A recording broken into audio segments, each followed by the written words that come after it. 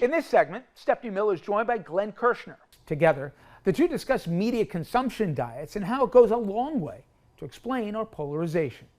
Look, we had a country that had no leader. It had an auto pen, illegal auto pen, totally illegal, and that's coming out stronger and stronger. But we had no leader in the United States. I mean, Hungary, as an example, had no relationship with the United States, even though we do, billions of dollars in trade with Hungary. Hungary's a big country economically. We do, billions of dollars in trade with Hungary. Why would they give that up? And they gave up so much else. Look, they gave up everything.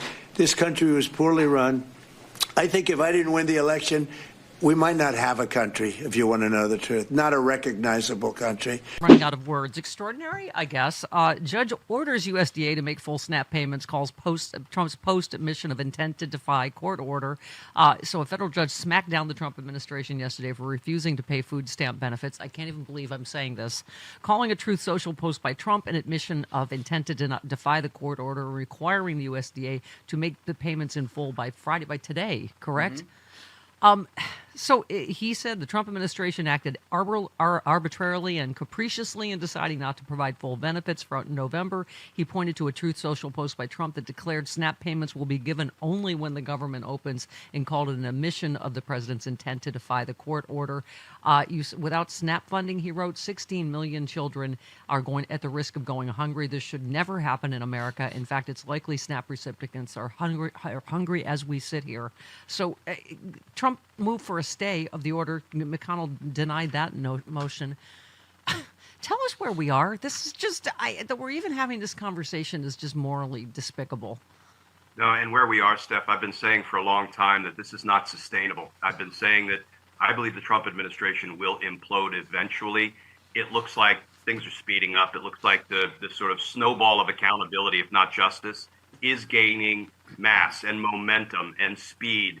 And it's not just the SNAP ruling by the judge. And I think the next thing to do is, if he defies the direct court order, contempt. It's contempt time. Let's get our contempt on, because that's the one thing the judges have not yet been willing to do. But Steph, it's ruling after ruling after ruling, whether on deploying, National Guard members to the streets of American cities, whether it's, a judge just yesterday or the day before ordered the Trump administration to put back the dang American Sign Language interpreters so the deaf and hard of hearing community can see what the heck the government is doing, including to them.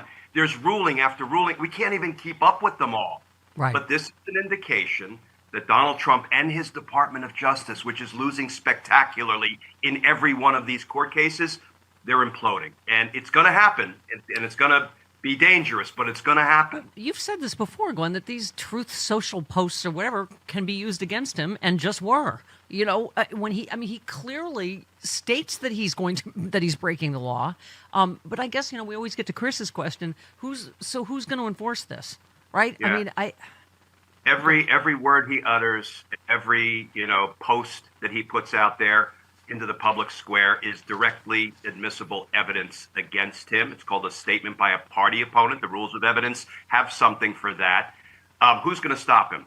We're going to stop him. I mean, at the end of the day, we, the American people, are going to stop him. We're always the ones that we've been waiting for. And I think we're galvanizing more and more by the day. The U.S. Marshals will be the ones responsible for enforcing these court orders, including contempt matters, if it comes to that. And everybody will say, well, yeah, but the U.S. Marshals are under the control of the Department of Justice. They are a component of DOJ. So if Pam Bondi tells them to violate the law, won't they violate the law? I worked with the U.S. Marshals for decades. When we say they always get their man and their woman, they always do.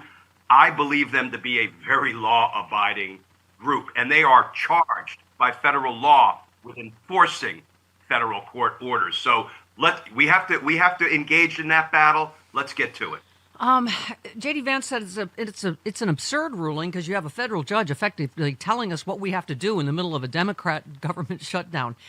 Right. That's what judges do. I mean, didn't Caroline Leavitt just say something like, "With the president can't, perform with, these people limiting it, having checks and balances." It's like the entire way our government is set up is just, they just are like, mm-mm. Right. And it looks like maybe even the Supreme Court believes that there is some limit to executive power, because at least gauging by that argument in the tariffs case, it looks like they may be prepared to tell Donald Trump, perhaps for the first time, "No, sport, you can't do that." That would be the Supreme Court, I think, recognizing the moment we're in and how they darn well better start being loyal to the Constitution, not to Donald Trump. Yeah, Supreme Court, isn't it kind of disgusting that, it may have been Tuesday's election? I mean, they're not supposed to be a political body, but maybe that's part of what is giving them some spine, right? Is going like they can see which way the political winds are blowing. Exactly. Unfortunately, it's not about the facts. It's not about the law. It's not about loyalty to the words of our Constitution for the Supreme Court. It is their own power. It's their own ideology. It is self-preservation. They may finally be recognizing, especially given the election results, that if they hand over dictatorial power to Donald Trump, a dictator has no use for a Supreme Court. Dictators, they'll enjoy inferior courts all day long. So they were actually cutting off their nose to spite their face by delivering more and more and more power. Somebody who said, "I will be a day one dictator." So maybe they're wising up, only born of self-preservation. Yeah. Boy, it's not often Steve Bannon tells the truth, but he told a hall full of conservatives that if Democrats win the 2026 midterms and the presidency, some of them will go to prison, including himself.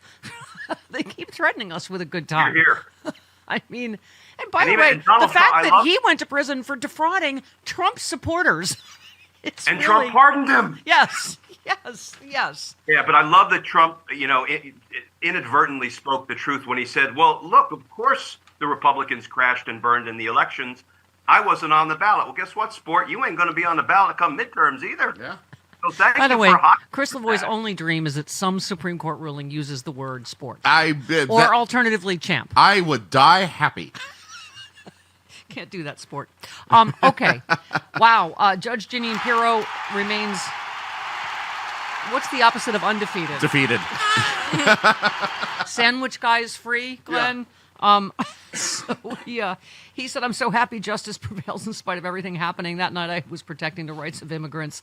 I mean, this is such a joke, but the amount of that she's overcharging and failing is not a joke. Her office is a disaster, isn't it? And Steph, rarely will this old career prosecutor celebrate a not guilty verdict, an acquittal. Right. But when you looked at the evidence in the case, one of the things the prosecutors had to prove was that the officer was in imminent fear of bodily harm. And, the officer apparently, played the fool, but clowned himself on the stand by saying, "Oh, it exploded on my chest and then I smelled the onions. Oh, the horror." And the jury saw it for what it was, and they rejected it. Now, listen, you shouldn't throw sandwiches at police officers. I've said that, yes. Police officer. You can definitely yell, you can assemble, you can march, you can protest, you can assert your First Amendment rights, but don't put your hands on them and don't throw anything at them. But the jury, Steph, the grand jurors and the trial jurors sit as the conscience of the community. And the conscience of the community is saying, "Oh, hell no, Jeanine. We are not going to allow you to get away with overcharging and prosecutorial abuse."